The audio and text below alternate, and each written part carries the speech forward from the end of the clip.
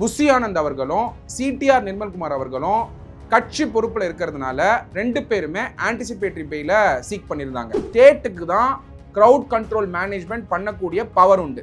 Actor Vijay அவர்கள் வீட்டில இருந்து கிளம்பும் போது இப்படி ஒரு இன்சிடென்ட் நடக்கும் கூட நினைச்சு பார்த்திருக்க மாட்டார். கரூர்ல இந்த மீட்டிங் கூட்டுறதை பத்தி ஆல்ரெடி டிவிகே போலீஸ் கிட்ட இன்டிமேஷன் கொடுத்திருக்காங்க.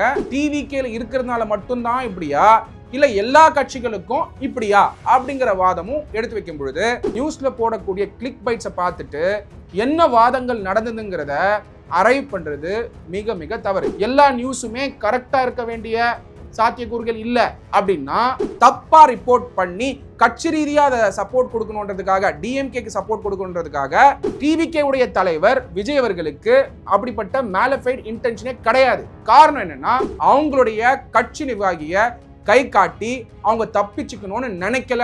மாவட்ட செயலாளர் தான் எல்லா மீட்டிங்கும் போயிருக்காரு, போலீஸ் டிபார்ட்மெண்ட் கிட்ட பேசியிருக்காரு, அவர் அரெஸ்ட் பண்றாங்க, அவர் இப்ப நீதிமன்ற காவலில் இருக்காரு. Why didn't the state cancel the permission? The council said, ஒன்னு புரிஞ்சுக்கோங்க, செந்தில் பாலாஜி அவர்கள் இன்னிய தேதியில மினிஸ்டர் கிடையாது. அவரு 7 பப்ளிக் இன்ட்ரெஸ்ட் லிட்டிகேஷன் மதுரையில தாக்கல் பண்றாங்க. அப்போ கோர்ட்ல நடந்தது ஏதோ டிவிகேக்கு அகைன்ஸ்டா நடந்த மாதிரி எடுத்துட்டு போயிட்டு சேர்த்தது. டிவிகே சப்போர்ட் பண்றீங்க அப்படின்னா தயவு செஞ்சு உங்களுடைய நாலேஜையும் நீங்க அத்தாரிட்டேட்டிவ் கைடன்ஸ் எங்க இருக்கோ அதை நோக்கி போக வேண்டிய கடமையில் இருக்கீங்க. அதனால தான் டிவிகே உடைய லீடர் விஜய் அவர்கள் இந்த நேரத்துல மௌனம் சாதிக்கிறாருங்கிறத புரிஞ்சுக்கணும். Flash card is not equal to judgement. Judgement is judgement. Legal talks நேயர்களுக்கு அன்பு வணக்கங்கள். கரூர் ஸ்டாம்பிட் ட்ராஜடி பத்தி தொடர்ச்சியா பார்த்துக்கிட்டு இருக்கோம். மெட்ராஸ் ஹைகோர்ட்ல கிட்டத்தட்ட 4 இம்பார்ட்டன்ட் பெட்டிஷன் ஃபைல் பண்ணப்பட்டது. இதுல தமிழக வெற்றி கழகம் எந்த கேஸை ஃபைல் பண்ணாங்க, வேற யாரெல்லாம் கேஸை ஃபைல் பண்ணாங்க, அதுல என்ன மாதிரியான அப்சர்வேஷன்ஸ் கோர்ட் கொடுத்திருந்தாங்க, அதை தாண்டி ஆர்டர்ஸ் வந்துச்சா இல்லையா அப்படின்னு தெரிஞ்சுக்க வேண்டியது மிக மிக அவசியம். அப்படி பார்க்கும் பொழுது டிவிகே தரப்புல ஒரு முக்கியமான பெட்டிஷன் ஃபைல் பண்ணப்பட்டிருந்தது. அந்த பெட்டிஷன் ஆகப்பட்டது 2 பேர் ஃபைல் பண்ணியிருந்தாங்க. புஷி ஆனந்த் அவர்களும் சிடிஆர் நிர்மல்குமார் அவர்களும் ஃபைல் பண்ணியிருந்தாங்க. இந்த பெட்டிஷன் என்ன கேட்டிருந்தாங்கன்னா ஆன்டிசிபேட்டரி பெயில் கொடுங்கங்கிறத கேட்டிருந்தாங்க. நிறைய டிவிகே உடைய ஃபாலோவர்ஸ், டிவிகே உடைய சப்போர்ட்டர்ஸ் இந்த வீடியோ பார்த்துட்டு இருப்பீங்க. இதை தாண்டி டிவிகேல இருக்கக்கூடிய பல வழக்கறிஞர்களும் இதை பார்த்துட்டு இருப்பீங்க. எல்லாருக்கும் தெரிஞ்சிருக்கும், உங்களுடைய டிவிகே மெம்பர்ஸ்க்கும் டிவிகே சப்போர்ட்டர்ஸ்க்கும் டிவிகே உடைய உறுப்பினர்களுக்கும் இந்த கேசஸை பற்றி சொல்ல வேண்டியது மிக மிக அவசியம். நீங்கள் லாயராக இருந்து டிவிகேல மெம்பராக இருந்தீங்கன்னா அப்போ இந்த பெட்டிஷன்ஸ் பற்றி ஒரு விழிப்புணர்வு டெஃபினட்டாக நீங்கள் உருவாக்கணும் உங்களுடைய கட்சிக்குள்ள. அப்படி பார்க்கும் பொழுது 2 பெட்டிஷன்ஸ் ஃபைல் பண்ணியிருந்தாங்க. ஒரு பெட்டிஷன் புஷி ஆனந்த் அவர்களும் இன்னொரு பெட்டிஷன் சிடிஆர் நிர்மல்குமார் அவர்களும் ஃபைல் பண்ணியிருந்தாங்க. Seeking anticipatory fail from Madras high court Madurai பெஞ்சில் இருந்து. ஏன் டைரக்டா ஹைகோர்ட்ல புஷி ஆனந்த் அவர்களும் சிடிஆர் நிர்மல் அவர்களும் பெட்டிஷன் ஃபைல் பண்ணாங்கன்னா எல்லா சட்டத்துறையில் இருக்கவங்க எல்லாருக்கும் தெரிஞ்சிருக்கும், டைரக்டா நீங்க ஆன்டிசிபேட்டரி பெயில் அப்ளை பண்ணோம்னாக்க ஹைகோர்ட்ல தான் அப்ளை பண்ண முடியும். இந்த ஈவெண்ட் ஆகப்பட்டது கரூர்ல நடந்ததுனால மெட்ராஸ் ஹைகோர்ட் மதுரை பெஞ்சில் ஆன்டிசிபேட்டரி பெயில அப்ளை பண்றாங்க சிடிஆர் நிர்மல்குமார் அவர்களும் ஆனந்த் அவர்களும். அதுல ஆனந்த் புஷி ஆனந்த் அவர்களுடைய பெட்டிஷன் நம்பர் ஆகப்பட்டது CRLOP MD பார் 16811/2025. சிடிஆர் நிர்மல்குமார் அவர்களுடைய பெட்டிஷன் CRLOP MD பார் 16803/2025. இந்த பெட்டிஷன் நம்பர் சொல்லும் போது நான் MD அப்படின்னு சொல்லியிருந்தேன். அப்படின்னா மதுரை பெஞ்ச் அப்படிங்கிறத நீங்க புரிஞ்சுக்கணும். அப்படி பார்க்கும் பொழுது மதுரையில இந்த ஆன்டிசிபேட்டரி பெயில் ஃபைல் பண்றாங்க. இந்த ஆன்டிசிபேட்டரி பெயில் ஆகப்பட்டது மெட்ராஸ் ஹைகோர்ட் மதுரை பெஞ்சில் லிஸ்ட் பண்ணப்பட்டது. லிஸ்ட் பண்ண பொழுது வாதங்கள் நடந்தது, பிரதிவாதங்கள் நடந்தது. வாதங்கள் வைக்கும் பொழுது முக்கியமா டிவிகே தரப்புல சிடிஆர் நிர்மல்குமார் அவர்களும் புஷி ஆனந்த் அவர்களும் வாதங்கள் வைக்கிறாங்க. முக்கியமாக அதில் சொல்லப்பட்டது என்னன்னா, அவங்கள அரெஸ்ட் பண்றதுக்கான பாசிபிலிட்டி இருக்கு. அந்த அரெஸ்ட் ஆகப்பட்டது section 105 punishment for culpable homicide not amounting to murder. அந்த ஆன்டிசிபேட்டரி பெயில்ல 2 பேருமே என்ன சொல்லியிருந்தாங்கன்னா, அவங்க மேல எஃப்ஐஆர் இருக்கு, அந்த எஃப்ஐஆர்னால அரெஸ்ட் பண்றதுக்கான வாய்ப்புகள் இருக்கு, அந்த அரெஸ்ட் பண்றதுக்கான சாத்தியக்கூறுகள் பாரதிய நியாய சன்னிதா 2023 படி section 105 punishment for culpable homicide not amounting to murder. இந்த செக்ஷன் படி போட்டிருக்காங்க. ரெண்டாவது section 110 section 110 of the Bharatiya Nyaya Sanhita 2023 படி attempt to commit culpable homicide அப்படின்னு சொல்லிட்டு செக்ஷன் 110 போட்டிருக்காங்க. இதை தாண்டி செக்ஷன் 125B போட்டிருக்காங்க. அப்படி பார்த்தீங்கன்னா act endangering life or personal safety of others. அதில் clause B where grievous hurt is caused shall be punish with imprisonment of either description for a term which may extend to 3 years or with fine which may extend to 10,000 rupees or with both அப்படின்னு சொல்லி section போட்டிருக்காங்க. இந்த sections போட்டதுனால plus section 3 of the Tamil Nadu public property prevention of damage and loss act 1992 படி section 3 படி punishment for committing மிஸ்chief in respect of property, that is public property, அது கீழேயும் section போட்டிருந்தாங்க. இத்தனை செக்ஷன்ஸ் போட்டதுனால புஷி ஆனந்த் அவர்களும் சிடிஆர் நிர்மல்குமார் அவர்களும் கட்சி பொறுப்பில் இருக்கிறதுனால ரெண்டு பேருமே ஆன்டிசிபேட்டரி பெயிலை சீக் பண்ணியிருந்தாங்க. இந்த ஆன்டிசிபேட்டரி பெயில் சீக் பண்ணும் பொழுது crowd management is entirely lies with the state அப்படிங்கிற முக்கியமான ஆர்குமெண்ட் வச்சிருந்தாங்க. கிரவுட் மேனேஜ்மெண்ட் அப்படிங்கிறது வந்து government of India ministry of home affairs வந்து crowd control and mass management guidelines comprehensive கைட்லைன்ஸை 4th March 2025 அப்டேட் பண்ணியிருந்தாங்க. அந்த கைட்லைன்ஸ் பேஸ் பண்ணி பார்த்தீங்கன்னா ஸ்டேட்டுக்கு தான் கிரவுட் கண்ட்ரோல் மேனேஜ்மெண்ட் பண்ணக்கூடிய பவர் உண்டு. இது டிவிகே உடைய பொதுக்கூட்டங்கள் மட்டும் கிடையாது. ஸ்டேட்டில் நடக்கக்கூடிய எல்லா பொதுக்கூட்டங்களுக்கும் ஸ்டேட்டுக்கு தான் பொறுப்புண்டு அப்படிங்கிற மாதிரியான ஒரு இம்பார்ட்டன்ட் பாயிண்ட்டை எடுத்து வைக்கிறாங்க. அப்படி பார்க்கும்போது கவுன்சில் என்ன கிளியராக சொல்லியிருந்தாருன்னா, there was no policeman anywhere near the crowd. I will show how the entire case was manipulated by the state. I have no intention to kill my own cadres. What is the basic allegation? Both offenses require intention to commit culpable homicide. Intention is very important. இதுக்கு முன்னாடி பல காணொளிகளை நான் சொல்லியிருந்தேன். Actor Vijay அவர்கள் வீட்டிலேருந்து கிளம்பும் போது இப்படி ஒரு இன்சிடென்ட் நடக்கும் கூட நினச்சி பார்த்துருக்க மாட்டார். அப்படி நினச்சி பார்க்காத பொழுது, அது மாதிரி ஒரு இன்டென்ஷன் இல்லாத பொழுது ஸ்டேட் வந்து கிரவுட் கண்ட்ரோல் மேனேஜ்மெண்ட்டை பண்ணியிருக்கணுங்கிற ஆப்ளிகேஷன் இருக்கும்போது ஸ்டேட் பார்த்துப்பாங்கன்றதுனால தான் அவர் போய் அந்த கூட்டத்தில் பார்ட்டிசிபேட் பண்ணுறாரு. அவருடைய டிவிகேவுடைய கட்சி மீட்டிங்கில் பார்ட்டிசிபேட் பண்ணுறாரு. ஒருத்தர் வீட்டிலேருந்து கிளம்பி ஒரு மீட்டிங் போய் அட்ரஸ் பண்ணுறாருன்னு வச்சுக்கோங்க. டிவிகேன்னு கிடையாது, யாராக இருந்தாலும் அந்த மீட்டிங் சேஃபாக இருந்தால் தான் அவங்களே போவாங்க. அப்போது மீட்டிங் சேஃபாக இருக்குங்கிறத எப்படி டிவிகே உடைய தலைவர் விஜய் அவர்கள் நம்புறாருன்னா, தமிழ்நாடு கவர்மெண்ட்டுடைய போலீஸ் வந்து பத்திரமா பார்த்துப்பாங்க, ஸ்டேட் கண்டிப்பாக பார்த்துப்பாங்க, கிரவுட் மேனேஜ்மெண்ட் கைட்லைன்ஸ் இருக்கு, அந்த கிரவுட் மேனேஜ்மெண்ட் கைட்லைன்ஸை பார்த்துக்க வேண்டிய கடமை ஸ்டேட்டுக்கு இருக்கு. State as per article 12 of the constitution of India படி ஸ்டேட்டுக்கு தான் அந்த பவர்ஸ் உண்டு. அதனால போய் மீட்டிங் அட்ரஸ் பண்ணுறேன். ஸோ மீட்டிங் அட்ரஸ் பண்ணும்பொழுது கேடர்ஸ் வந்து அட்டன் பண்ணாங்கன்னா அவங்களுடைய சேஃப்டி என்ஷோர் பண்ணியிருக்காங்க. சேஃப்டி வந்து ஸ்டேட்டும் என்ஷோர் பண்ணியிருக்காங்க, டிவிகேவோட கேடர்ஸும் என்ஷோர் பண்ணியிருக்காங்கன்ற நம்பகத்தன்மை இருந்ததுனால தான் விஜய் அவர்களே வீட்டிலேருந்து கிளம்பி கரூருக்கு போய் அட்ரஸ் பண்ணாரு அப்படிங்கிற ஒரு முக்கியமான ஒரு வாதத்தையும் எடுத்து வச்சாங்க. ரெண்டாவது very important point, I quote the exact words of the argument. My leader comes at 6 p.m. The crowd was so much, no one can blame people. They wanted to see leader. I would have expected police to give appropriate protection. I am accusing them, not blaming them. The state takes responsibility. I give application to police telling so much people are to come. Give me permission. I was given permission அப்படின்னு சொல்லிட்டு வாதங்களை வைக்கிறாங்க. அப்போ கரூர்ல இந்த meeting கூட்டுறதை பத்தி already TVK police கிட்ட intimation கொடுத்துருக்காங்க. போலீஸ் கிட்ட வந்து 10,000 பேர் வருவாங்க சொல்லியிருக்காங்க. ஆனா பாத்தீங்கன்னா அதிக நம்பர்ஸ் வரதுக்கான வாய்ப்புகள் இருக்குன்னு போலீஸ்க்கே தெரியறதுக்கான வாய்ப்புகள் உண்டு. அப்படி இருக்கும் பொழுது இந்த வாதத்தையும் மெட்ராஸ் ஹைகோர்ட் மதுரை பெஞ்சில் டிவிகே தரப்புல, அதாவது புஷி ஆனந்த் அவர்களுக்கும் சிடிஆர் நிர்மல்குமார் அவர்களுக்கும் வாதிடக்கூடிய கவுன்சில் முன் வச்சாரு. அது மட்டும் இல்லாம arguing that none of the offenses are applicable. The council submitted that if the authorities had found the spots identified conducting the meeting as objectionable, then they would have rejected the application for holding the meeting. அப்போ அப்ஜெக்ஷனபிளா இருக்கு, கூட்டம் அதிக வரதுக்கான வாய்ப்புகள் இருக்கு அப்படின்னு police official நம்பி இருந்தா மீட்டிங்கே பேன் பண்ணிருக்கலாம் அப்படிங்கிறது தான், அந்த ஸ்பாட்டையே வந்து கொடுக்காம இருந்திருக்கலாம் அப்படிங்கிற பாயிண்ட்டும். It is not on account of persons who were present at the spot. The policeman indulged in going on a spree. Certain rowdy persons were also there why should police intelligence lathi charge when entire crowd was standing there அப்படிங்கிற வாதத்தையும் கோர்ட்ல வச்சிருந்தாங்க TVK தரப்புல. ரெண்டாவது Bussy Anand தரப்புலையும் CTR Nirmal தரப்புலையும் இந்த வாதத்தை வந்து வச்சுட்டு இருக்கும் பொழுது அடுத்து ஒரு இம்பார்ட்டன்ட் வாதத்தையும் வைக்கிறாங்க. If I had breached any condition I would have had notice from police. No notice. அவருக்கு எந்த ஒரு நோட்டீஸும் வரல. யாருக்குன்னா புசியானந்துக்கும் வரல, சிடிஆர் நிர்மல்குமாருக்கும் வரல. I represent party at state level. If in a meeting some accident takes place would they charge secretary at state level? எல்லா கட்சிக்கும் இப்படிதானா?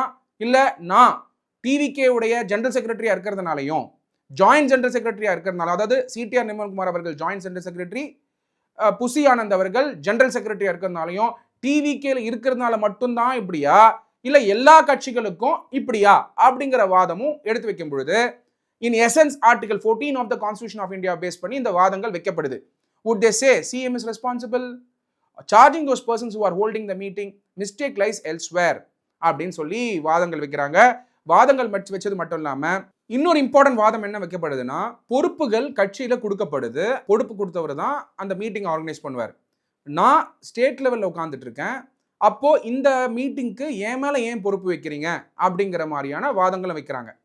இதை ஊடகத்தில் எப்படி ரிப்போர்ட் பண்ணாங்கன்னா, புசியானந்த என்னமோ அவருடைய மாவட்ட செயலாளர் மதியழகன் அவர்கள் மேல குற்றம் சொன்ன மாதிரி ஒரு ரிப்போர்ட் வருது.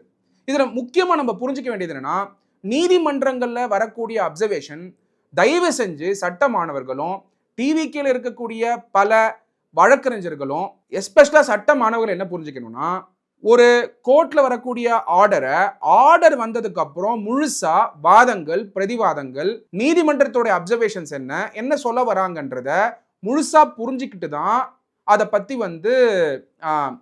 வந்து அந்த அப்சர்வேஷன்ஸை பத்தி பேசணும். அதை விட்டுட்டு நியூஸ்ல போடக்கூடிய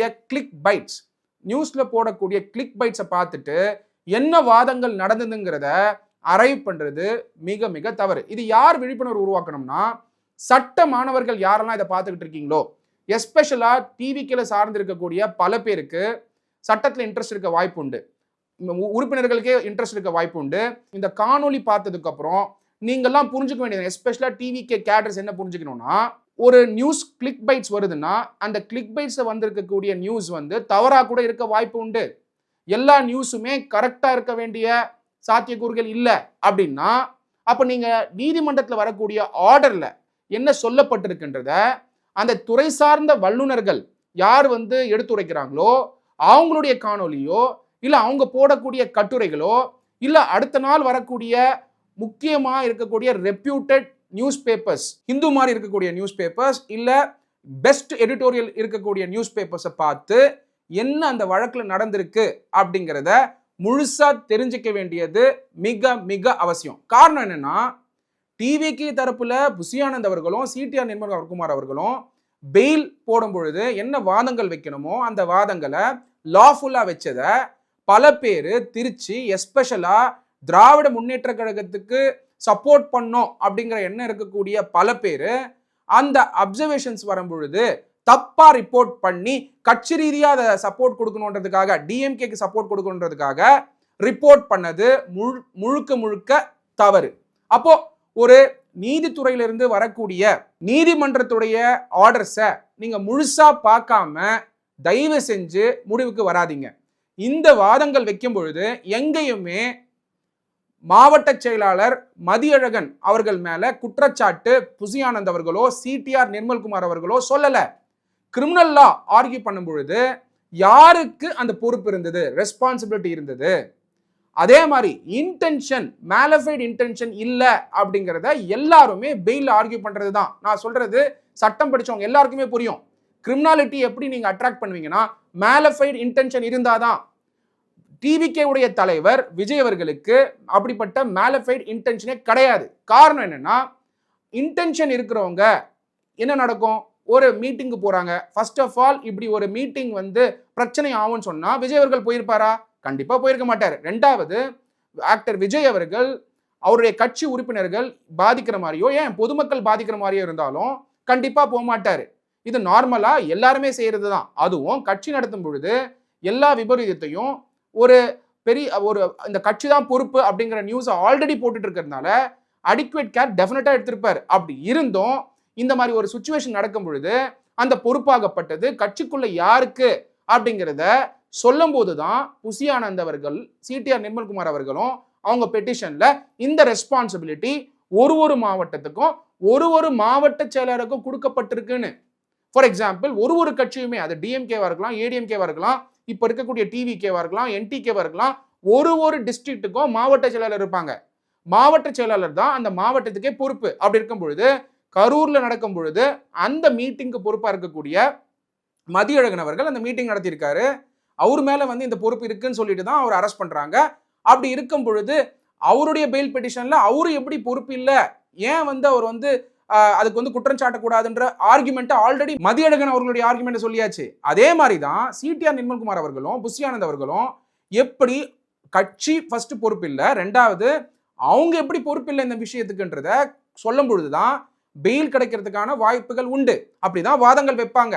அப்போ வாதங்கள் வைக்கும் போது இதை தவறா பல நியூஸ் சேனல்ஸ் வந்து ரிப்போர்ட் பண்ணியிருக்கிறது வந்து ஒரு கவலைக்குரிய விஷயம் மட்டும் இல்லாம தவறாவும் ரிப்போர்ட் பண்ணியிருக்காங்கன்றது தான் நீங்க புரிஞ்சுக்கணும். எங்கேயுமே புசி ஆனந்த் அவர்களும் சிடிஆர் நிர்மல்குமார் அவர்களும் அவங்களுடைய கட்சி நிர்வாகிய கை காட்டி அவங்க தப்பிச்சுக்கணும்னு நினைக்கல அப்படிங்கறத நீங்க புரிஞ்சுக்கணும். வாதங்கள் கிரிமினல் லா பேஸ் பண்ணி, மேலஃபைட் இன்டென்ஷனை பேஸ் பண்ணி, பாரதிய நாகரிக் சுரக்ஷா சன்னிதா 2023 பேஸ் பண்ணி, எவிடன்சஸ் ஆஸ்பெக்ட்ல பேஸ் பண்ணி தான் வாதங்கள் வைக்கப்படும்.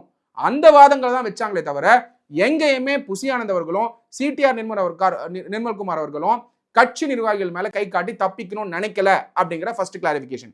ரெண்டாவது, கவர்மெண்ட் சைட்ல என்ன வாதங்கள் வச்சாங்கன்னா, யார் வந்து அப்ஸ்காண்ட் ஆகிறாங்களோ அவங்களுக்கு பெயில் கொடுக்க கூடாது அப்படிங்கிற மாதிரியான வாதத்தை ஸ்டேட் வந்து முன் வச்சாங்க. ஸ்டேட்டோட கவுன்சில்னு சொன்னா தமிழ்நாடு கவர்மெண்ட் சார்பில் வாதிடக்கூடிய கவுன்சில்.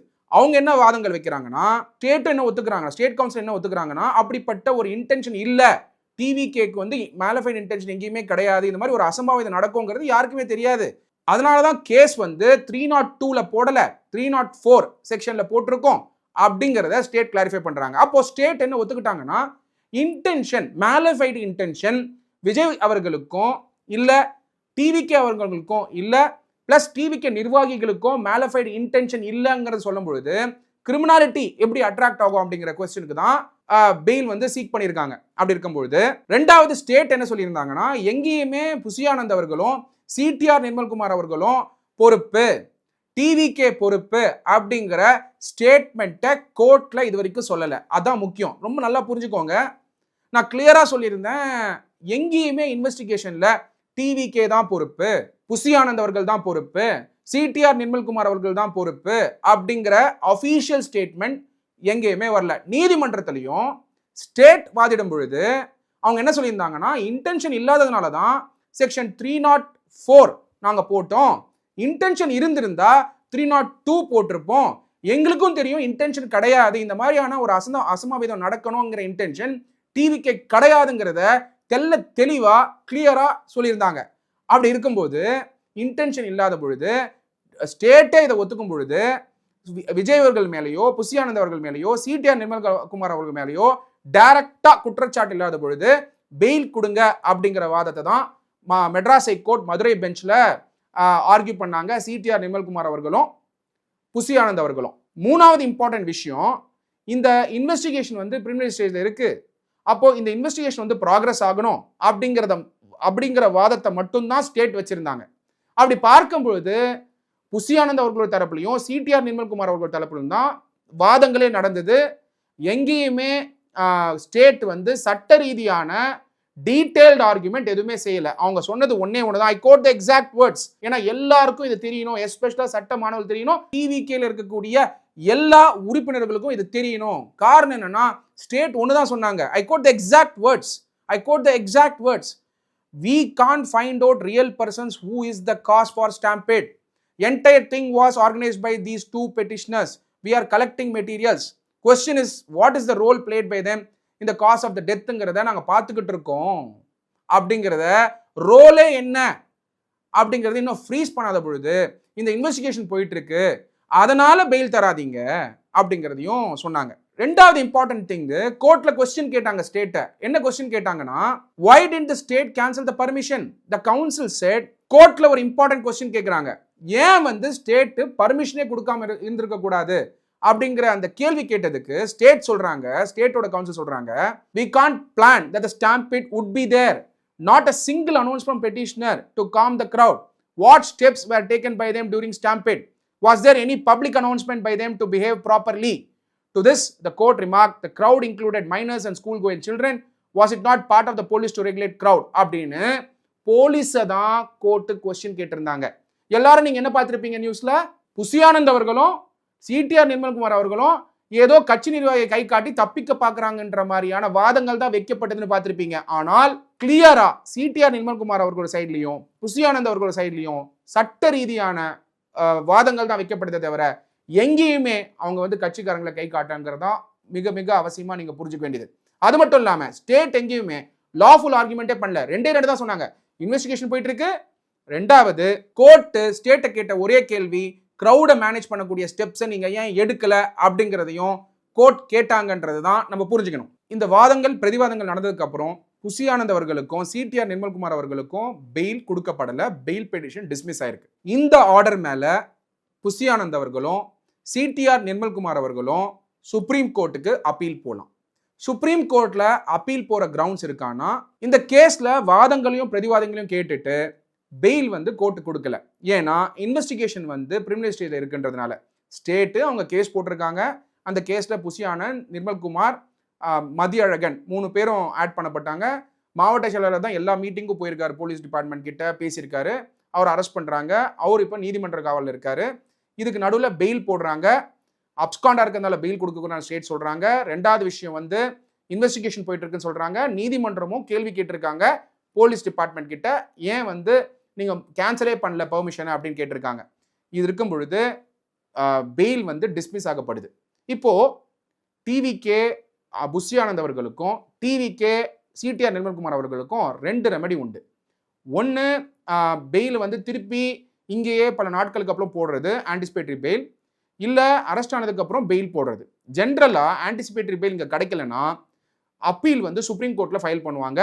அப்பீல் பண்ணி பெயில் மனு சுப்ரீம் கோர்ட்டில் போடலாம். சுப்ரீம் கோர்ட்டில் பெயில் கிடைக்கலாம், கிடைக்காம போகலாம். It is the power of the court to decide. However remedy இருக்கா, ஹைகோர்ட்டுக்கு அப்புறம் ரெமெடி இருக்கா அப்படின்னு பார்த்தீங்கன்னா சுப்ரீம் கோர்ட்டில் பெயில் போடலாம். இதுதான் முதல் வழக்கு.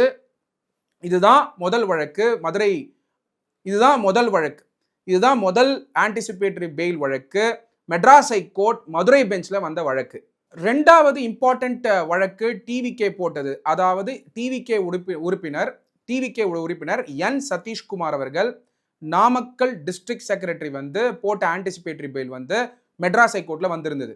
இந்த பெட்டிஷன் ஆகப்பட்டது அவர் மேல section 3 and section 4 of Tamil Nadu public property prevention of damage and loss act 1992 படி 27th September during political campaign road show at Namakkal district, some unknown persons had entered Dr. Lakshmanan multi-speciality hospital, damaged the CCTV and LED boards and ceiling glass. அந்த குற்றச்சாட்டு மேல என் சதீஷ்குமார் அவர்கள் மேல case போட்டாங்க TVK உடைய Namakkal district secretary. இப்போ கரூர் ஸ்டாம்பீடுக்கு arrest ஆயிருக்கிறது மதியழகன், கரூர் டிஸ்ட்ரிக்ட் செக்ரட்டரி. இந்த கேஸ் ஆகப்பட்டது என் சதீஷ்குமார் அவர் மேல இந்த கேஸ் ஃபைல் பண்ணப்படுது. இந்த வயலன்ஸ் நாமக்கல் நடந்த வயலன்ஸ் செப்டம்பர் 27ஆம் தேதி. ஸோ இந்த கேஸ்க்கும் ஆன்டிசிபேட்டரி பெயில் வந்தது. மெட்ராஸ் ஹைகோர்ட் வாதங்கள் எடுத்துக்கிட்டாங்க. அவர் என்ன வாதங்கள் வச்சாருன்னா, அவருக்கு வந்து இந்த கேஸ்க்கும் எந்த சம்பந்தம் இல்லை, இது வந்து பொலிட்டிக்கல் ரைவலில் தான் இந்த கேஸ் ஃபைல் பண்ணியிருக்காங்க, அதனால பிணை கொடுக்கணும், ஆன்டிசிபேட்டரி பெயில் கொடுக்கணும்னு சொல்லிட்டு ஃபைல் பண்ணியிருந்தாரு. ஆன்டிசிபேட்டரி பெயில் அவருக்கும் டினை ஆயிடுச்சு. இந்த கேஸை டெஃபினட்டாக என் சதீஷ்குமார் அவர்கள் Namakkal district secretary TVK supreme கோர்ட்டில் அப்பீல் போய் அங்கே ஆன்டிசிபேட்டரி பெயில் அப்ளை பண்ணலாம். இல்லாட்டி ஒரு சமயம் அரெஸ்ட் ஆனால் நார்மல் பெயில் போட்டு அவர் வந்து வெளிவரதுக்கான சாத்தியக்கூறுகளை தேடலாம். எது எப்படியா இருந்தாலும் சுப்ரீம் கோர்ட்டே போனாலும் it's a power of the court to decide. அதனால் என் சதீஷ்குமார் அவர்களுக்கு ரெமெடி இருக்கான்னா 2 ரெமெடி உண்டு. ஒன்று, மெட்ராஸ் ஹைகோர்ட்லேயே திருப்பி வந்து பெயில் போடுறது, ஆன்டிசிபேட்டரி பெயில் போடுறது ஒரு சில நாட்களுக்கு அப்புறம், இல்லை டைரக்டாக சுப்ரீம் கோர்ட்டுக்கு அப்பீல் போய் ஆன்டிசிபேட்டரி பெயில் போடுறது. இந்த சாத்தியக்கூறுகளில் தான் என் சதீஷ்குமார் அவர்கள் district secretary of Namakkal file பண்ண முடியும். அவர் போட்ட ஆன்டிசிபேட்டரி பெயில் கோர்ட்டு டிஸ்மிஸ் பண்ணியிருக்காங்க. அதனால அவர் சுப்ரீம் கோர்ட்டை நாடி போக வேண்டிய கட்டாயம் இருக்கும். மூணாவது இம்பார்ட்டன்ட் பெட்டிஷன் மദ്രാஸ் ஹைகோர்ட் மதுரை பெஞ்சில் ஃபைல் பண்ணியிருந்தாங்க. இது டிவிகே சார்பில் இல்லாமல் செந்தில் கண்ணன் அப்படிங்கிறவர் தான் இதை ஃபைல் பண்ணியிருக்காரு. கட்சி நிர்வாகிகள் இதில் யாரெல்லாம் இண்டிவிஜுவலாக ஃபைல் பண்ணியிருக்காங்கன்னு தெரியல. பட் அந்த விவரம் இல்லாட்டி கூட கிட்டத்தட்ட 7 பப்ளிக் இன்ட்ரெஸ்ட் லிட்டிகேஷன் மதுரையில் தாக்கல் பண்ணுறாங்க. மெட்ராஸ் ஹைகோர்ட் மதுரை பெஞ்சில் 7 பப்ளிக் இன்ட்ரெஸ்ட் லிட்டிகேஷன் பில்லிலுமே என்ன தாக்கல் பண்ணுறாங்கன்னா, கரூர் ஸ்டாம்பீடுக்கு இண்டிபெண்டன்ட் சிபிஐ ப்ராப் கொண்டு வரணும்னு இதை தாக்கல் பண்ணுறாங்க. இது டிவிஷனல் பெஞ்ச் முன்னாடி வருது. இது மதுரை பெஞ்சில் வருது. இது மெட்ராஸ் ஹைகோர்ட் மதுரை பெஞ்ச் முன்னாடி வருது. இது தாண்டி பில்லில் என்ன சொல்லப்பட்டிருந்ததுன்னா, எஸ்ஓபிஸ் கிரவுட் கண்ட்ரோலுக்கு எஸ்ஓபிஸ் கொண்டு வரணும்னு சொல்லிட்டு சில பெட்டிஷன்ஸ் ஃபைல் பண்ணியிருந்தாங்க. இந்த மொத்த பில்லையும் ரெண்டாக பார்க்கணும் நீங்கள். ஒன்று சிபிஐ இண்டிபெண்டன்ட் ப்ராப் வேணும்னு, இன்னொன்று எஸ்ஓபிஸ் கொண்டு வரணும்னு. நல்லா ஞாபகம் வச்சுக்கோங்க. டிவிகே சார்பில் கரூர் எபிசோடுக்கு முன்னாடியே, கரூர் ஸ்டாம்பீடுக்கு முன்னாடியே ஒரு பெட்டிஷன் ஃபைல் பண்ணியிருந்தாங்க மெட்ராஸ் ஹைகோர்ட் பிரின்சிபல் பெஞ்சில். என்ன ஃபைல் பண்ணியிருந்தாங்கன்னா, அவங்களுக்கு போட்டிருக்கக்கூடிய கண்டிஷன்ஸை எடுக்கணும். ரெண்டாவது, அந்த கண்டிஷன்ஸ் அவங்க பார்ட்டிக்கு மட்டும் தான் போட்டிருக்காங்க. பட் ஆளுங்கட்சியாக இருக்கக்கூடிய பார்ட்டிக்கோ மற்ற கட்சிகளுக்கோ போட மாட்டேங்கிறாங்க. அதனால அந்த கண்டிஷன்ஸை ரிலாக்ஸ் பண்ணணும்னு ஒரு பெட்டிஷன் போட்டிருந்தாங்க. அது ஆகஸ்ட் லாஸ்ட் வீக்கில் வந்திருந்தது. அதுக்கப்புறம் பெட்டிஷன்ஸ் கரூர் ஸ்டாம்பீட் நடக்கிறதுக்கு முன்னாடி வாரம் வந்திருந்தது. அந்த பெட்டிஷன்லையும் எஸ்ஓபிஸ் ஃபார்ம் பண்ணுங்கிற டைரக்ஷனை மெட்ராஸ் ஹைகோர்ட் கொடுத்துருந்தாங்க. ஆனால் மெட்ராஸ் ஹைகோர்ட் கொடுத்த டைரக்ஷன்ஸ் பேஸ் பண்ணி போலீஸ் டிபார்ட்மெண்ட் எஸ்ஓபிஸ் கொண்டு வராமல் டைம் கேட்டிருந்தாங்க. இன்ஃபேக்ட் டிஜிபி எஸ்ஓபி கொண்டு வரணுங்கிறது தான் மெட்ராஸ் ஹைகோர்ட்டுடைய கைட்லைன்ஸாக இருந்துட்டு இருந்தது. ஆனால் அன்னைக்கு ஆர்கியூ பண்ணும்போது, அதாவது கரூர் ஸ்டாம்பீடுக்கு முன்னாடி வாரம் ஆர்கியூ பண்ணும்பொழுது டிஜிபி கைட்லைன்ஸை கொடுக்கல, எஸ்பியை ஆன்சர் பண்ண சொல்லியிருக்காரு அப்படின்னு சொன்னாங்க. நீதிமன்றம் கிளியராக என்ன சொல்லியிருந்தாங்கன்னா, அக்டோபர் 16 போஸ்ட் பண்ணிட்டு எஸ்ஓபிஸ் ஃப்ரேம் பண்ணுங்க அப்படிங்கிறத மெட்ராஸ் ஹைகோர்ட் பிரின்சிபல் பெஞ்ச் சொல்லியிருந்தாங்க. அதனால டிவிஷனல் பெஞ்ச் என்ன சொன்னாங்கன்னா, எஸ்ஓபிஸ் பொறுத்த வரைக்கும் வந்திருக்கக்கூடிய பில்லை நீங்க போயிட்டு பிரின்சிபல் பெஞ்சில் இம்ப்ளீட் ஆயிக்கோங்க அப்படின்னு சொல்லி லிபர்ட்டி கொடுத்து அந்த பெட்டிஷன்ஸ் தள்ளி வச்சாங்க. ஆனால் சிபிஐ ப்ராபுக்கும் தேவை, சிபிஐ இண்டிபெண்டன்ட் ப்ராப் வேணும் அப்படிங்கிறத மெட்ராஸ் ஹைகோர்ட் மதுரை பெஞ்ச் எடுத்து விசாரிக்கிறாங்க. அப்படி விசாரிக்கும் பொழுது ஏஏஜி அப்பியர் ஆயிருந்தாங்க ஸ்டேட் சைட்லேருந்து. கிளியராக என்ன சொல்லியிருந்தாங்கன்னா, சிபிஐ ப்ராபோடைய பெட்டிஷன்ஸ் விசாரிக்கிறதுக்கு முன்னாடி இந்த மாதிரி எஸ்ஓபி வர வரைக்கும் எங்கேயுமே நான் டிசக்னேட்டட் பிளேசஸில் மீட்டிங் அலோவ் பண்ணுறதுக்கான பெர்மிஷன் கொடுக்க மாட்டோம் அப்படின்னு சொல்லியிருந்தாங்க. அப்போது உடனே நீதிமன்றம் என்ன கேட்டாங்கன்னா, டிசக்னேட்டட் பிளேசஸ்க்கு பெர்மிஷன் கொடுப்பீங்களா மாட்டாங்கன்னு கேட்கும்பொழுது, டிசக்னேட்டட் பிளேசஸ்க்கு அஃபெக்ட் ஆகாது, எஸ்ஓபிங்கிறது நான் டிசக்னேட்டட் பிளேசஸ்க்கு தான். அப்போ பொலிட்டிக்கல் பார்ட்டி இப்பயும் மீட்டிங் நடத்தலாம். எப்படி மீட்டிங் நடத்தலாம்னா, டிசக்னேட்டட் பிளேசஸ்ல மீட்டிங் நடத்தலாம். நான் டிசக்னேட்டட் பிளேசஸ்ல மீட்டிங் நடத்தணும்னா எஸ்ஓபிஸ் வந்தாதான் நாங்கள் பெர்மிஷன் கொடுப்போம் அப்படின்னு சொல்லி ஸ்டேட்டோடைய ஏஏஜி கிளியரா சொல்லிட்டாரு கோர்ட்ல. அப்படி இருக்கும்போது பப்ளிக் இன்ட்ரெஸ்ட் லிட்டிகேஷன்ல சிபிஐ ப்ராப் கொண்டு வாங்க அப்படின்னு சொன்னதை சிபிஐ ப்ராப் கொண்டு வரணும் அப்படிங்கிற பெட்டிஷன் தேசிய மக்கள் சக்தி கட்சி அப்படின்னு ஃபைல் பண்ணியிருந்தாங்க. டிவிகே ஃபைல் பண்ணல. கோர்ட் என்ன சொன்னாங்கன்னா, சிபிஐ ப்ராப்புக்கு இப்போ சிபிஐக்கு இண்டிபெண்டன்ட் ப்ராப்புக்கு மாத்துறது அர்லி ஸ்டேஜ், இன்வெஸ்டிகேஷன் போயிட்டு இருக்கு, அதனால வெயிட் பண்ணுங்க அப்படின்னு சொல்லி அந்த பெட்டிஷனை டிஸ்மிஸ் பண்ணிட்டாங்க. ஸோ இது மூணாவது important case Madras high court Madurai பெஞ்சில் வந்தது. நாலாவது இம்பார்ட்டன்ட் பெட்டிஷனை மெட்ராஸ் ஹைகோர்ட்ல ஃபைல் பண்ணியிருந்தாங்க. இந்த பெட்டிஷன் டிவிகே ஃபைல் பண்ணது கிடையாது. ஒரு தனிநபர் PH தினேஷ் அப்படிங்கிற ஒரு ஃபைல் பண்ணியிருந்தாரு. அந்த கேஸோட நம்பர் என்னன்னா WPCRL 1000 of 2025. இந்த case Madras high court principal bench முன்னாடி வந்தது. இந்த கேஸ்ல அவருடைய பிரேயர் என்னவா இருந்ததுன்னா, petitioner has sent a representation seeking proper safety rules for all political rallies, public meetings, take action against those responsible for Karur tragedy and stop giving permission for such gathering until proper safety steps are made compulsory அப்படின்னு சொல்லிட்டு writ of mandamus file பண்ணியிருக்காரு PH Dinesh அவர்கள். So அவர் ஒரு representation government கொடுத்துருக்காரு. அந்த ரெப்ரசன்டேஷனை consider பண்ணணும் அப்படின்னு சொல்லிட்டு ரிட் ஆஃப் மேண்டமஸ் ஃபைல் பண்ணியிருக்காரு. இந்த மேட்ரு மெட்ராஸ் ஹைகோர்ட் பிரின்சிபல் பெஞ்சுக்கு வந்தது. அப்போ இந்த மேட்ரு விவாதிக்கும் பொழுது நோட்டீஸ் எப்பயுமே ஒரு ரிட்டு ஃபைல் பண்ணால், நல்லா புரிஞ்சுக்கோங்க, சட்டமானவர்கள் எல்லாருக்கும் தெரிஞ்சிருக்கும், பொதுமக்களும் இதை தெரிஞ்சுக்கணும். ரிட் பெட்டிஷன் ஃபைல் பண்ணும் பொழுது எப்பயுமே ஆப்போசிட் பார்ட்டிக்கு நோட்டீஸ் போகாது. அதுதான் டெக்னிக்கல் கிரவுண்ட். நோட்டீஸ் வந்து ஸ்டேட்டுக்கு தான் போகும். காரணம் என்னன்னா இது writ of mandamus. PH Dinesh அவர்கள் ஒரு ரெப்ரசன்டேஷன் கொடுத்திருக்காரு. பொதுநலத்தை கருதி என்ன கொடுத்திருக்காருன்னா சேஃப்டி ரூல்ஸை ஃபார்ம் பண்ணுங்க, இந்த மாதிரி கரூர் ட்ராஜடி நடக்காம இருக்கிறதுக்காக ஒரு ரெப்ரசன்டேஷன் ஸ்டேட்டு கொடுத்து SOPs ஃபார்ம் பண்ணுங்கன்னு சொல்லியிருக்காரு. அந்த ரெப்ரசன்டேஷன் மேல ரிப்ளை கொடுக்கல ஸ்டேட்டு. அந்த ரெப்ரசன்டேஷன் மேல ரிப்ளை கொடுக்க வேண்டிய பொறுப்பு யாருக்கு? ஸ்டேட் கவர்மெண்ட்டுக்கு தான் உண்டு. ஃபார் எக்ஸாம்பிள் ஒரு உதாரணத்தோட சொல்றேன். நீங்க ஒரு கிராமத்தில் இருக்கீங்க, உங்க கிராமத்தில் இருக்க பிரச்சனைக்கு கலெக்டருக்கு நீங்க ஒரு மனு கொடுக்குறீங்க. அந்த மனு மேல கலெக்டர் ரிப்ளை பண்ணலன்னா நீங்க நீதிமன்றத்துக்கு வரலாம். அதே மாதிரி தான் PH தினேஷ் அவர்கள் அவரு ஒரு ரெப்ரசன்டேஷன் கவர்மெண்ட் கிட்ட கொடுத்திருக்காரு. என்ன ரெப்ரசன்டேஷன் கொடுத்திருக்காருன்னா சேஃப்டி ரூல்ஸ்க்கு SOPs கொண்டு வாங்க அப்படின்னு. அந்த SOPs கொண்டு வர இடத்துல தமிழ்நாடு கவர்மெண்ட் தான் இருக்காங்க.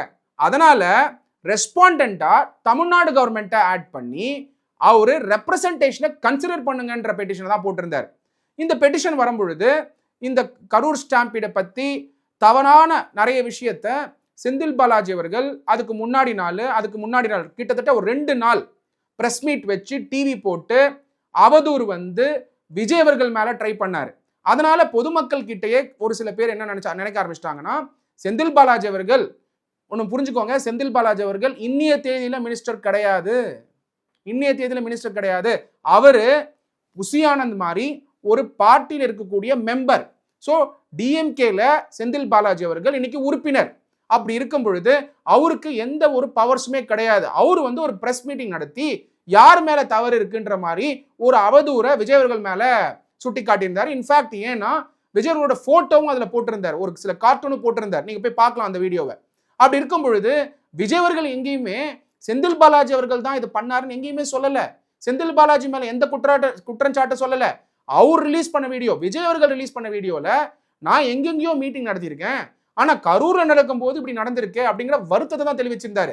ஆனா அவதூறு பரப்புனது யாருன்னு பாத்தீங்கன்னா இன்வெஸ்டிகேஷன் போயிட்டு இருக்கும் பொழுது ஒன் மேன் கமிஷன் வந்து ஹானரபிள் சீஃப் மினிஸ்டர் ஸ்டாலின் அவர்கள் ஃபார்ம் பண்ணியிருக்கும் பொழுது, கோர்ட்ல பெட்டிஷன் இருக்கும் பொழுது PH தினேஷ் மாதிரி இருக்கவங்க வந்து ரெப்ரசன்டேஷன் கொடுத்து கவர்மெண்ட் SOP கொண்டு வரணும்னு சொல்லும் பொழுது, CBI ப்ராப் வேணும்னு சொல்லும் பொழுது, ஆன்டிசிபேட்டரி பெயில் பெட்டிஷன் வந்து TVK உடைய பார்ட்டி ஃபங்க்ஷனரிஸ் வந்து மெட்ராஸ் ஹைகோர்ட்ல போட்டிருக்கும் பொழுது செந்தில் பாலாஜி அவர்கள் பிரஸ் மீட்டை கூட்டி ஹால் புக் பண்ணி டிவி போட்டு இன்டைரக்டா டைரக்டா விஜய் அவர்கள் மேல குற்றம் சாட்டுற மாதிரியான ஒரு அலிகேஷன்ஸ் வைக்கிறார்.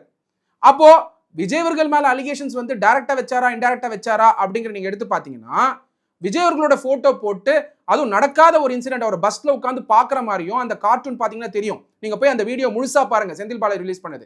அதனால பப்ளிக் ஒப்பீனியன் என்ன ஆச்சுன்னா இது வந்து TVK அவர்களால தான் அப்படிங்கிற மாதிரியான ஒரு நோக்கத்தை கொண்டு வர முயற்சியை செந்தில் பாலாஜி அவர்கள் செய்திருக்கிறத நம்மளால புரிஞ்சுக்க முடியுது. அப்படி இருக்கும்போது நீதிமன்றத்துல PH தினேஷ் அவர்கள் பெட்டிஷனர், அவரு SOP கொண்டு வாங்க, கவர்மெண்ட் கிட்ட ஆல்ரெடி ரெப்ரசன்டேட் கொடுத்திருக்காரு.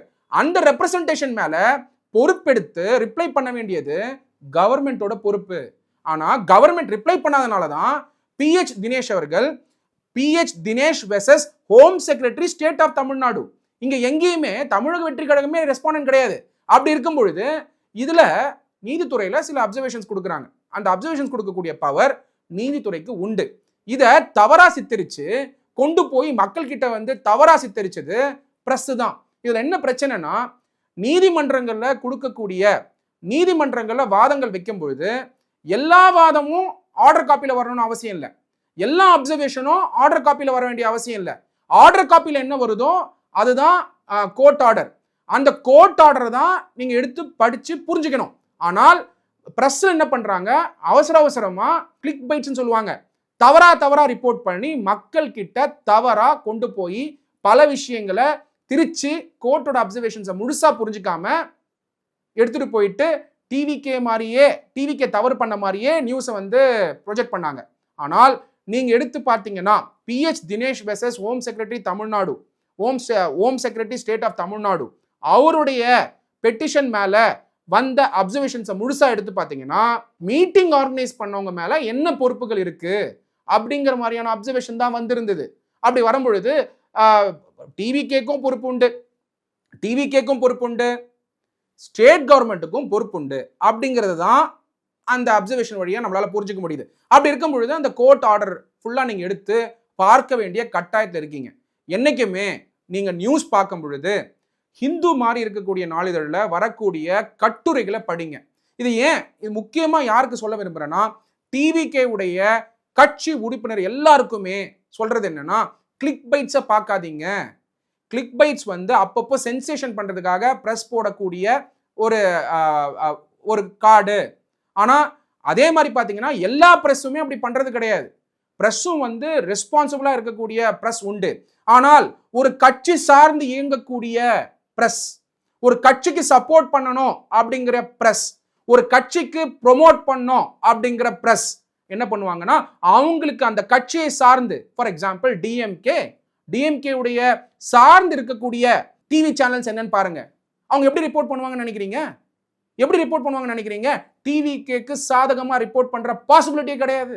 அப்போ கோர்ட்ல நடந்தது ஏதோ டிவிகேக்கு அகைன்ஸ்டா நடந்த மாதிரி எடுத்துட்டு போயிட்டு சேர்த்தது அந்த கட்சியை சார்ந்த டிஎம்கே சார்ந்த ஊடகங்கள் தான் அப்படின்னு நீங்க புரிஞ்சுக்கணும். இதுதான் முக்கியம். ஏன்னா டிவிகே உறுப்பினர்கள் எல்லாரும் இந்த கடினமான டைம்ல, இந்த மாதிரியான ஒரு கிரைசிஸ்ல கட்டுரைகளை தேடி தேடி படிங்க, பேப்பர்ல வரதை படிங்க.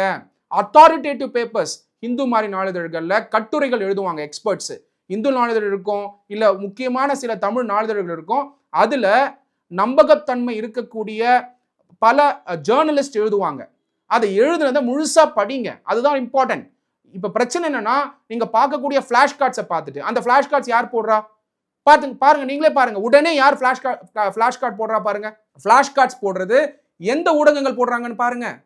ஊடகங்கள் எந்த கட்சியை சப்போர்ட் பண்றாங்களோ அந்த கட்சியை சார்ந்து இருக்கக்கூடிய ஊடகங்கள் அந்த கட்சிக்கு ஏற்ற மாதிரி போடுறாங்க ஃபிளாஷ் கார்டை. அந்த ஃபிளாஷ் கார்டை பார்த்துட்டு உண்மைன்னு நினைக்கிறீங்க அப்படி நினைக்காதீங்க. கட்டுரைகள் படிங்க. லைவ் லா மாதிரியான ஒரு வெப்சைட்ல போயிட்டு வாதங்கள் என்ன, பிரதிவாதங்கள் என்ன, வழக்கறிஞர்கள் என்ன மாதிரியான வாதங்கள் வச்சிருக்காங்க, பிரதிவாதங்கள் வச்சிருக்காங்க, அந்த வாதங்களுடைய சட்டம் என்ன, கான்ஸ்டிடியூஷனல் ப்ரொவிஷன்ஸ் என்ன, ஆர்டிகல்ஸ் என்ன, செக்ஷன் நம்பர்ஸ் என்ன அப்படின்னு தெரிஞ்சுக்க வேண்டிய இடத்துல நீங்கெல்லாம் இருக்கீங்க. நீங்களாம் யங்ஸ்டர்ஸ். நீங்க ஒரு தலைவரை சப்போர்ட் பண்றீங்க, டிவிகே வந்து சப்போர்ட் பண்றீங்க அப்படின்னா தயவு செஞ்சு உங்களுடைய நாலேஜையும் நீங்க வந்து அத்தாரிட்டேட்டிவ் கைடன்ஸ் எங்க இருக்கோ அதை நோக்கி போக வேண்டிய கடமையில் இருக்கீங்க. கிரைசிஸ்ல தவறான செய்திகளை நீங்க ப்ரொமோட் பண்ணுன்றதுக்காக தான் அந்த நியூஸ் சேனல்ஸ், அதாவது ஒரு கட்சியை சார்ந்து சப்போர்ட் பண்ண டிஎம்கேவை சார்ந்து சப்போர்ட் பண்ணக்கூடிய நியூஸ் சேனல்ஸ் ஃபிளாஷ் கார்ட்ஸை ரிலீஸ் பண்றாங்க. அந்த ஃபிளாஷ் கார்ட்ஸை நீங்க எடுத்து போட்டு எமோஷன் ஆகி அதை ப்ரொமோட் பண்ண ட்ரை பண்றீங்க. அப்ப பொதுமக்கள் என்ன புரிஞ்சுப்பாங்க? நியூஸ்ல வந்ததுனால அது கரெக்ட்னு நினைச்சுப்பாங்க. ஆனா நீங்க பண்ண வேண்டியது கட்டுரைகளை தேடி தேடி அந்த ஜட்ஜ்மெண்ட் வந்து முழுசா படிச்சு அந்த ஜட்ஜ்மெண்ட்ல சொல்லியிருக்கக்கூடிய ப்ரொவிஷன்ஸ் என்ன, அந்த ஜட்ஜ்மெண்ட்ல வாதங்கள் என்ன நடந்திருக்கு, பிரதிவாதங்கள் என்ன நடந்திருக்கு, முழுசா என்ன சொல்றாங்க, ஸ்டேட்டுக்கு என்ன அப்சர்வேஷன் கொடுத்திருக்காங்க, டிவிகேக்கு சார்ந்து என்ன அப்சர்வேஷன் கொடுத்திருக்காங்கன்றத முழுசா படிச்சுதான் நீங்க இன்டர்பிரட் பண்ணணும், புரிஞ்சுக்கணும். அப்போ கட்டுரைகள், முக்கியமான ஜேர்னலிஸ்ட் எழுதக்கூடிய, நம்பகம் இருக்கக்கூடிய ஜேர்னலிஸ்ட் எழுதக்கூடிய கட்டுரைகளை தேடி தேடி பார்த்து டிவிகே மெம்பர்ஸ் கிட்ட கொண்டு போய் சேர்க்க வேண்டியது உங்களுடைய பொறுப்பு. தயவு செஞ்சு இந்த கிரைசிஸ் டைம்ல டெஃபினட்டா ஒரு கட்சிக்கு வந்து கிரைசிஸ் டைம் வரும்பொழுது பல கட்சி நிர்வாகிகள் அரெஸ்ட் ஆயிட்டு இருக்காங்க. கட்சி தலைமையில் இருக்கக்கூடிய 2 பேர் வந்து பெயில் போட்டிருக்காங்க. டெஃபினட்டா கட்சி தலைமை வந்து இந்த நேரத்தில் டிவிகே உடைய லீடர் விஜய் அவர்கள் மௌனம் சாதிக்கிறது தான் கரெக்ட். காரணம் என்ன? நல்லா புரிஞ்சுக்கோங்க. செந்தில் பாலாஜி அவர்கள் ஒரு பிரஸ் மீட் நடத்துறாரு. பிரஸ் மீட் நடத்தி இது நடந்தது அப்படின்னு சொல்லி ஒரு சில இடங்கள்ல விஜய் அவர்களுடைய போட்டோ வந்து போட்டிருக்காங்க. அதை அந்த மீட்டிங்கோட வீடியோ காட்டினா கூட பரவாயில்ல. ஆனா விஜய் அவர்களோட போட்டோ போட்டு இன்டைரக்டா விஜய் அவர்கள் பண்ண மாதிரியே அந்த பிரஸ் மீட்டை நடத்தும் பொழுது மக்களோட மைண்ட்ல என்ன கொண்டு போய் சேர்க்கிறாரு அப்படிங்கிறது தான் ரொம்ப இம்பார்ட்டன்ட். அவ்வளோ சிந்திச்சு செயல்படும் பொழுது, செந்தில் பாலாஜி அவர்கள் சிந்திச்சு செயல்படும் பொழுது நீங்களும் பார்த்தீங்கன்னா ஒரு டிவிகேவோட மெம்பரா சிந்திச்சு செயல்பட வேண்டியது மிக மிக அவசியம். எங்கேயுமே தயவு செஞ்சு அதாவது போலியா இருக்கக்கூடிய பல நியூஸை பார்க்காதீங்க. 2வது, விஜய் அவர்கள் இந்த நேரத்தில் மௌனம் சாதிக்கிறது தான் கரெக்ட். காரணம் என்னன்னா, பேசுங்க பேசுங்க பேசுங்க அப்படின்னு சொல்லி புஷ் பண்ணும் பொழுது விஜய் அவர்கள் இன்வெஸ்டிகேஷன் முடியறதுக்காக வெயிட் பண்றாரு. ஃபர்ஸ்ட் உண்மைத்துவம் வரட்டும் அப்படிங்கிறதுக்காக வெயிட் பண்றாரு. உண்மைத்துவம் வந்தாதான் அவரால் பேச முடியும்.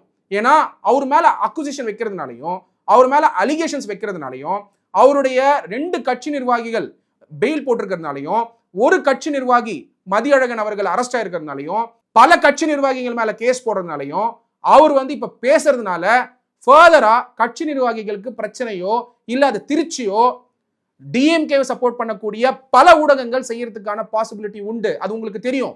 அதனாலதான் டிவிகே உடைய லீடர் விஜய் அவர்கள் இந்த நேரத்துல மௌனம் சாதிக்கிறாருங்கிறத புரிஞ்சுக்கணும். இதுல முக்கியமா புரிஞ்சுக்க வேண்டியது என்னன்னா, அவருக்கே இந்த விஷயம் எப்படி நடந்தது, ஏன் நடந்தது புரியாம இருக்கும் பொழுது அவர் என்ன மாதிரியான ரியாக்ஷன்ஸ் கொடுக்க முடியும்? ஆல்ரெடி ஒரு வீடியோ ரிலீஸ் பண்ணியிருக்காரு. அவருக்கே பல கேள்விகள் இதில் இருக்கிற பொழுது அவர் என்ன கிளாரிஃபை கொடுக்க முடியும்னு நினைக்கிறீங்க? அதனால அவர் இப்ப சைலண்டா இருக்கிறதுனால, சைலண்டா இருக்கிறது தான் இன்வெஸ்டிகேஷன் ஏஜென்சிஸும் விரும்புறாங்க. காரணம் ஒண்ணுதான். இன்னைக்கு மெட்ராஸ் ஹைகோர்ட்ல PH தினேஷ் அவர்கள் போட்ட பெட்டிஷன் நான் சொல்லிட்டு இருந்தேன் இல்லையா, அதாவது ரெப்ரசன்டேஷன் கன்சிடர் பண்ணுங்கன்னு SOP மேல நீதிமன்றம் என்ன சொல்லியிருந்தாங்கன்னா, சிட் ஒன்று ஃபார்ம் பண்ணியிருக்காங்க, ஸ்பெஷல் இன்வெஸ்டிகேஷன் டீம் ஃபார்ம் பண்ணியிருக்காங்க. அதை தாண்டி ஆனரபிள் சீஃப் மினிஸ்டர் ஸ்டாலின் அவர்கள் 1 மேன் கமிஷன் ஃபார்ம் பண்ணார். இந்த ரெண்டுமே இன்வெஸ்டிகேஷன் பண்ணிட்டு இருக்கும் பொழுது எவிடன்சஸை வெளில கொண்டு வரதோ இல்ல தவறா சித்தரிக்கிறதோ இந்த இன்வெஸ்டிகேஷன்ஸை பாதிக்கிறதுக்கான பாசிபிலிட்டி இருக்கும். இந்த கேசஸ் வரதுக்கு முன்னாடியே முன்கூட்டியே சொல்லியிருந்தேன். என்ன சொல்லியிருந்தேன்னா, தயவு செஞ்சு அந்த வீடியோஸை கை காட்டியோ அங்க நடந்த எபிசோட்ஸை கை காட்டியோ யாரும் ஸ்பெகுலேட் பண்ணக்கூடாது, அவதூறு பரப்பக்கூடாது. காரணம் என்ன? அப்படி பண்ணா இன்வெஸ்டிகேஷன் ஏஜென்சியுடைய இண்டிபெண்டன்ஸ் அஃபெக்ட் ஆகிறதுக்கான பாசிபிலிட்டி உண்டு. அப்ப நீங்க போய் பாருங்க, வீடியோ கை காட்டி யார் பேசினா அப்படின்னு பாத்தீங்கன்னா செந்தில் பாலாஜி அவர்கள் பேசியிருக்காரு. அவர் என்ன மினிஸ்டர் ஃபார் ஹோம் அஃபேர்ஸா, கவர்மெண்ட் ஆஃப் தமிழ்நாடுவா? கிடையாது. அவர் என்ன ஹோம் மினிஸ்டரா? கிடையாது. அவர் டிஎம்கேல ஒரு கட்சி நிர்வாகி இன்னைய தேதியில. அப்படி இருக்கும் பொழுது கவர்மெண்ட்ல என்ன கம்யூனிகேஷன் வருதுன்னு பாருங்க. இப்ப சிட் ஃபார்ம் பண்ணியிருக்காங்க. இந்த சிட் ஆகப்பட்டது one of the top most police official கீழே ஃபார்ம் பண்ணியிருக்காங்க. அவருடைய பெயர் அஸ்ரா கார்க் ஐஜி. அவரு தான் இந்த சிட்டை பார்த்துட்டு இருக்காரு. இன்ஃபேக்ட் கோர்ட் அப்சர்வேஷன் வந்த உடனேயே அஸ்ரா கார்க் அவர்கள் இமீடியட்டா ஃபீல்டுக்கு போயிட்டு அவருடைய இன்வெஸ்டிகேஷனை தொடங்கிட்டார். அவர்கிட்ட ஒரு கேள்விகள் கேட்கப்படுது. அவர் ஒரு கிளாரிபிகேஷன் கொடுத்திருக்காரு. அந்த கிளாரிபிகேஷன் உங்களுக்கு சொல்லணும்னு நான் நினைக்கிறேன். அவர் பாருங்க என்ன சொல்லியிருக்காருன்னு. கரூர் துயரம் தகவல்களை வெளியிட முடியாது. ஹைகோர்ட் உத்தரவின்படி கரூரில் விசாரணையை தொடங்கியுள்ளோம். விசாரணையின் தகவல்களை தற்போது வெளியிட முடியாது. இந்த சிறப்பு விசாரணை குழுவில் என்னுடன் 2 SPக்கள், ஒரு கூடுதல் SP, 2 DSP மற்றும் 5 இன்ஸ்பெக்டர்கள் உள்ளனர் அப்படின்னு சொல்லிட்டு அஸ்ரா கார்க் ஐஜி அவர்கள் ரிப்போர்ட் பண்ணியிருக்காரு. One of the top most official இந்த கவர்மெண்ட் ஆஃப் தமிழ்நாடு போலீஸ் டிபார்ட்மெண்ட்ல அவர் இந்த ஸ்டேட்மெண்ட் கொடுக்கிறாரு. இதே ஸ்டேட்மெண்ட் தான் நான் சொல்லியிருந்தேன். அப்போ செந்தில் பாலாஜி அவர்களுக்கு என்ன அவசரம்? ஏன் நீதிமன்றத்துல பெட்டிஷன் பெண்டிங் இருக்கும் பொழுது, ஏன் 1 மேன் கமிஷன் இருக்கும் பொழுது நீதிமன்றம் இப்ப சிட் ஃபார்ம் பண்ணியிருக்காங்க. சிட்டுடைய இன்வெஸ்டிகேஷன் ஹெட்டே கிளியரா சொல்லிட்டாரு, எந்த எவிடன்ஸ் பத்தியும் எந்த தகவல் பத்தியும் கொடுக்க முடியாது இன்வெஸ்டிகேஷன் முடிகிற வரைக்கும் அப்படின்னு சொல்றாரு. அப்போ எந்த அளவுக்கு ரெஸ்பான்சிபிலிட்டி எடுத்துக்கிறாங்க பாருங்க ஆபீஷியல், நீங்க புரிஞ்சுக்கோங்க. அப்போ செந்தில் பாலாஜி அவர்கள் இதை வச்சு பாலிடிக்ஸ் பண்ணும் அப்படிங்கிற எண்ணம் தான் அவருக்கு இருந்திருக்கு. அப்ப பார்க்கும் பொழுது இந்த கடுமையான சூழ்நிலையில, கடுமையான பொலிட்டிக்கல் சிச்சுவேஷன்ல டிவிக்கு தொண்டர்கள் எல்லாரும் மன உறுதியோட விஜய் அவர்களுடைய கம்யூனிகேஷன் இன்வெஸ்டிகேஷன் முடிஞ்சதுக்கு அப்புறம் தான் வரும். At the same time TVK தொண்டர்கள் எல்லாருமே இந்த தருணத்துல நீங்க பண்ண வேண்டியது உண்மையா இருக்கக்கூடிய கட்டுரைகளை படிங்க, ஃபிளாஷ் கார்ட்ஸை பார்த்து, எஸ்பெஷலா ஃபிளாஷ் கார்ட்ஸ் ஒரு கட்சியை சார்ந்து இருக்கக்கூடிய ஊடகங்கள் போடுறத தயவு செஞ்சு பார்த்து அதை எடுத்துட்டு போயிட்டு மக்கள் கிட்ட சேர்க்காதீங்க. நீங்க அதை ஃபார்வர்ட் பண்றதுனால தான் அந்த மாதிரியான ஃபிளாஷ் கார்ட்ஸை ரிலீஸ் பண்றாங்க. அதனால நீங்க புரிஞ்சுக்க வேண்டியது என்னன்னா, நீதிமன்றங்கள் பொறுத்த வரைக்கும் நீதிமன்றங்கள் வரக்கூடிய ஆர்டர் காப்பியை முழுசா படிச்சுட்டு தான் புரிஞ்சுக்க ட்ரை பண்ணுமே தவிர ஃபிளாஷ் கார்ட்ஸை பார்த்துட்டு அது ஜட்ஜ்மெண்ட் நினைக்கக்கூடாது. Judgement is not is equal to flash card. Flash card is not equal to judgement. Judgement is judgement released by the court. அந்த ஜட்ஜ்மெண்ட்டை முழுசா புரிஞ்சுக்கிட்டு நீதித்துறையுடைய அந்த அப்சர்வேஷன்ஸை தெரிஞ்சுக்க வேண்டியது ஒரு சட்டமானவருடைய கடமை.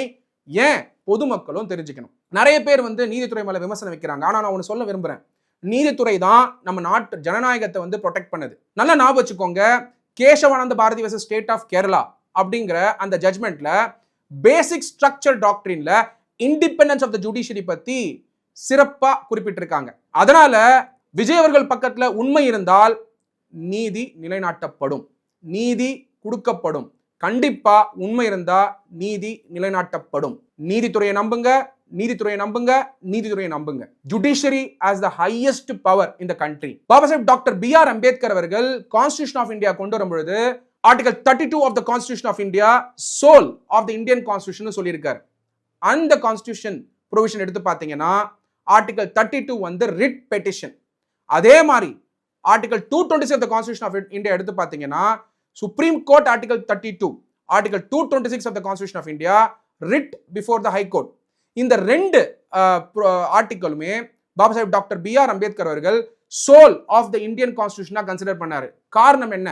அடிப்படை உரிமை பாதிக்கப்படும் பொழுது, ஸ்டேட் வந்து ஒரு சிட்டிசனுக்கு வந்து பாதிப்பை ஏற்படுத்தும் பொழுது, ஏன் விஜய் அவர்களும் ஒரு சிட்டிசன் தான், அவருக்கு இந்த மாதிரியான ஒரு சுச்சுவேஷன் வரும் பொழுது அவரை ரிட்ட நாடி தான் போகணும் அப்படின்னும் பொழுது soul of the Indian constitution as provided by Baba Sahib Dr. B.R. Ambedkar under the Constitution of India, Article 32, Article 226 of the Constitution of India சார்ந்து பார்த்தீங்கன்னா ரிட் பெட்டிஷன்.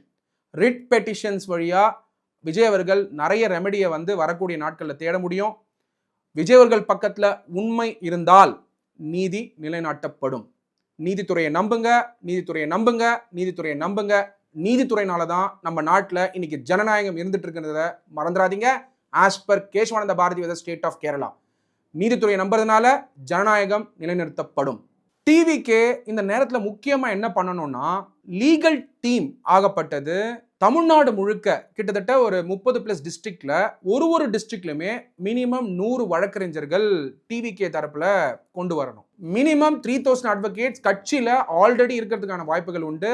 நிறைய பேர் வந்து லா படிச்சிருப்பீங்க, லா படிச்சு முடிச்சுட்டு மெம்பராகவும் இருப்பீங்க. நீங்க பண்ண வேண்டியது, உங்களுடைய கட்சி நிர்வாகிகளுக்கு பிரச்சனை வரும் பொழுது இமீடியட்டா போய் சப்போர்ட் பண்றது. அப்போ 3000 மெம்பர்ஸ் இருக்கக்கூடிய லீகல் டீமை ஒரு கட்சி வந்து டெஃபினட்டா வச்சிருக்கணும். அப்படிதான் பெரிய கட்சிகள் டிஎம்கே, ஏடிஎம்கே மாதிரியான கட்சிகள் பல வழக்கறிஞர்களை வச்சிருக்காங்க. அதையும் தாண்டி வழக்குகள் நடக்கும் பொழுது, கட்சியோட வழக்குகள் நடக்கும் பொழுது எப்படி அந்த வாதங்கள் நடக்குது, பிரதிவாதங்கள் நடக்குது, ரூல் ஆஃப் லா என்ன சொல்லுது, கான்ஸ்டிடியூஷன் ஆஃப் இந்தியா என்ன சொல்லுது அப்படிங்கிறத முழுக்க புரிஞ்சுக்க வேண்டியது மிக அவசியம். காரணம் என்னன்னா, ஒரு பொலிட்டிக்கல் பார்ட்டி, அதுவும் டிவிகே மாதிரி இருக்கக்கூடிய ஒரு எமர்ஜிங் பொலிட்டிக்கல் பார்ட்டி தலையெடுக்கிறதுனாலையும், விஜய் அவர்கள் தலைவர் தமிழக வெற்றி கழகம் டிஎம்கேவை எதிர்த்து பல விஷயங்கள் பேசுறதுனாலையும் வழக்குகள் வரதுக்கான வாய்ப்புகள் உண்டு. இன்ஃபேக்ட் விஜய் அவர்கள் இதெல்லாம் ஏற்பாடு பண்ணிட்டு தான் மீட்டிங்கே ஆக்சுவலா பேச ஆரம்பிச்சிருக்கணும். பட் இந்த மாதிரியான ஒரு சூழ்நிலை வரும்னு அவர் நினைச்சு கூட பார்த்திருக்க மாட்டாரு. எல்லாமே கரெக்டா போயிட்டு இருக்க நேரத்துல இப்படி ஒரு சுச்சுவேஷன் வந்ததுனால விஜய் அவர்கள் தன்னுடைய தமிழக வெற்றி கழகத்துடைய லீகல் டீமை கட்டமைப்பை கிளியரா ஒரு டிஸ்ட்ரிக்ட்லயும் உருவாக்க வேண்டிய கட்டாயத்தில் இருக்கார். அப்படி இருக்கும் பொழுது வழக்குகள் கட்சி உறுப்பினருக்கு நடக்கும் பொழுது, கட்சி உறுப்பினர்கள் தவறே செஞ்சிருந்தாலும் கட்சியை விட்டு நீக்காம அவங்களுக்கு லீகல் ரெமெடி கொடுக்க வேண்டியது இம்பார்ட்டன்ட். லீகல் ரெமெடி கொடுத்து அவங்களை காப்பாற்றினதுக்கு அப்புறம் பெயில் எடுக்கிறதோ, அவங்களுக்கான அந்த கேஸை நடத்தி கொடுக்கறதோ, இதெல்லாம் பண்ணதுக்கு அப்புறம் நீங்க கட்சிக்குள்ள கண்டிக்கிறது ரெண்டாவது இம்பார்ட்டன்ட் திங். ஒரு கட்சி நிர்வாகி ஏதோ ஒரு கேஸ்ல அரெஸ்ட் ஆகுறாரு, இல்ல கட்சி நிர்வாகி ஒரு அவதூறு கேஸ்ல அரெஸ்ட் ஆகுறாருன்னா, அரெஸ்டே ஆனாலும் அந்த கட்சி அந்த நிர்வாகியை பெயில் எடுக்கிறது, அவருக்கு லீகல் ரெமெடி கொடுக்க வேண்டியதை கட்டாயமா செய்யணும். அதுக்கப்புறம் அவரை வந்து எப்படி செயல்படுத்தணும், அவர் எப்படி சரி பண்ணணுங்கிறத கட்சி சிந்தனை பண்ணணும். ஆனால் தவறு பண்றதுனாலேயே ஒரு உறுப்பினரை நீக்கக்கூடாது. பல கட்சிகளில் பார்க்க முடியுது, ஒரு சின்ன பிரச்சனையானாலே அந்த உறுப்பினரை கட்சியை விட்டு நீக்கிடுறாங்க. ஆனால் டிவிகேல அந்த மாதிரியான ஒரு செயல்பாடு இதுவரைக்கும் எடுக்கல, அந்த மாதிரி ஒரு செயல்பாடு நடக்காது. அப்படி இருக்கும் பொழுது டிவிகே கட்சி உறுப்பினர்கள் தவறே பண்ணியிருந்தாலும், இப்ப பல பேர் வந்து அவதூறு பரப்பினாங்க அப்படின்னு சொல்லிட்டு அரெஸ்ட் ஆயிருக்காங்க. அரெஸ்டே ஆனாலும் டிவிகே லீகல் டீம் அவங்களுக்கு சப்போர்ட் பண்ணி பெயில் எடுக்கிறது, அவங்களுக்கு லீகல் ரெமெடி கொடுக்க வேண்டிய இடத்துல இருக்கும். அப்படிதான் எல்லா கட்சிகளும் செஞ்சுட்டு இருக்காங்க. உதாரணத்துக்கு எடுத்துக்கோங்க, நீங்க திராவிட முன்னேற்ற கழகத்துல செந்தில் பாலாஜி அவர்கள் அரெஸ்ட் ஆகுறாரு. ஆனால் அந்த கேஸே திராவிட முன்னேற்ற கழகம் அவரை எதிர்க்கும் பொழுது, அவர் ஏடிஎம்கேல இருக்கும் பொழுது அவங்க சொல்லி தான் அந்த கேஸ் ஃபைல் பண்ணப்படுது. ஆனால் செந்தில் பாலாஜி அவர்கள் அரெஸ்ட் ஆகும் பொழுது ஸ்டாலின் அவர்கள் திராவிட முன்னேற்ற கழகத்துல வந்து செந்தில் பாலாஜி இருக்கிறதுனால செந்தில் பாலாஜி அவர்களுக்கு சப்போர்ட் கொடுத்தாரு. அப்படிதான் ஒரு கட்சியுமே அவங்க தலைவர்கள் அவங்க தொண்டர்களை பார்த்துக்கணும். தவறே செஞ்சிருந்தாலும், அவதூறு பரப்பி அரெஸ்ட் ஆயிருந்தாலோ, இல்ல பொய் வழக்குகள் ஃபைல் பண்ணாலோ கட்சி விட்டு நீக்காம அவங்களுக்கு கம்ப்ளீட் சப்போர்ட் கொடுக்க வேண்டியது மிக மிக அவசியம். அதனால வரக்கூடிய நாட்கள்ல டிவிகே தமிழக வெற்றி கழகம் இதெல்லாம் செயல்படுத்துவாங்கன்னு நினைக்கிறேன். பல இடங்கள்ல நானே விஜய் அவர்களுடைய பரப்புரையில விமர்சிச்சிருக்கேன், அது வேற. பட் இந்த கடுமையான தருணத்துல கட்சியில் இருக்கக்கூடிய சப்போர்ட்டை எல்லா உறுப்பினருக்கும் கொடுக்கணும் அப்படிங்கிறது தான் ரொம்ப ரொம்ப இம்பார்ட்டன்ட். இந்த moment of crisis support is important. So support all your party cadres, all party members. TVK கண்டிப்பா இந்த கடுமையான சூழ்நிலை வெளில வருவீங்க. இன்வெஸ்டிகேஷன் முடிஞ்சதுக்கு அப்புறம் தான் விஜய் அவர்கள் கண்டிப்பா பேசுவாரு. ஏன்னா கிளியரா அவர் லாஃபுல்லா இருக்கணுங்கிறதுக்காக தான் பேசாம இருக்காரு. அவர் சைலன்ஸ் எப்போ பிரேக் பண்ணுவாருன்னா இன்வெஸ்டிகேஷன்ஸ் முடிஞ்சதுக்கு அப்புறம் தான் கண்டிப்பா அதை பத்தி பேசுவாரு. மற்ற கட்சிகள் மாதிரியோ மற்ற கட்சி நிர்வாகி மாதிரியோ பிரஸ் மீட்டிங் நடத்தி டிவி போட்டு தவறான விஷயத்த இன்வெஸ்டிகேஷன் முடியறதுக்கு முன்னாடி கோர்ட்ல கேஸ் நிலுவையா இருக்கும் பொழுது கண்டிப்பா விஜய் அவர்கள் செய்ய மாட்டாரு. விஜய் அவர்கள் கிளியரா பார்ட்டி கேடர்ஸை வழி நடத்துவாரு அப்படின்னு நான் நம்புறேன். கண்டிப்பா இந்த மொமெண்ட் ஆஃப் கிரைசிஸ்ல டிவிகே மெம்பர்ஸ் எல்லாரும் சப்போர்ட்டிவா இருங்க. இந்த கடுமையான சூழ்நிலையில நீங்களாம் ஞாபகம் வச்சுக்கோங்க, தமிழ்நாடு சொல்லும், டிவிகே வெல்லும். எதிர்ப்பை அல்ல நம்பிக்கையை பேசும் அரசியல் இது. விஜய் அவர்கள் பக்கத்துல உண்மை இருந்தா டெஃபினட்டா நீதி நிலைநாட்டப்படும் நீதித்துறையால. நீதித்துறையை நம்புங்க, நீதித்துறையை நம்புங்க, நீதித்துறை நம்புங்க. நீதித்துறையினால தான் ஜனநாயகம் இருக்கு. நன்றி.